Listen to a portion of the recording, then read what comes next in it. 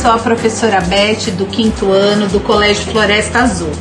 E eu vim aqui hoje para dizer para vocês o seguinte: todos os anos os nossos alunos trabalham um projeto chamado Jovens Empreendedores. Eles vivem todas as etapas da montagem de uma loja.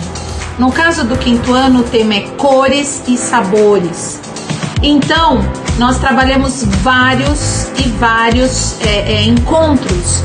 E nesses encontros, os alunos aprendem a ter comportamentos empreendedores, a como montar uma loja, como trabalhar em equipe, a colaboração, a amizade. E todos esses temas, levam ao dia da inauguração da loja. Esse ano, infelizmente, nós não pudemos fazer a inauguração da loja. Então, todos esses temas foram adaptados para as nossas aulas online. E os alunos escolheram o título da loja, eles escolheram qual seria o logo. E numa desses encontros, nós fizemos os nossos doces, que na verdade a nossa loja ficou conhecida como Mundo dos Doces, que foi um dos logos escolhidos pelos próprios alunos.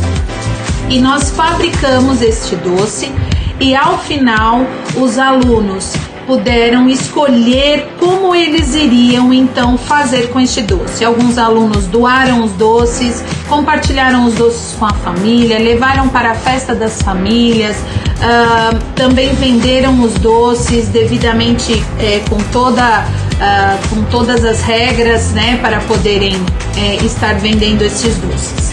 E depois nós compartilhamos como que foi esse momento deles. E vocês vão poder ver as fotos de cada um destes momentos dos nossos alunos. Eu quero dar os parabéns, dizer que foi um trabalho excelente e que os alunos do 5º ano estão nota 10. E obrigado, famílias e alunos, por tudo.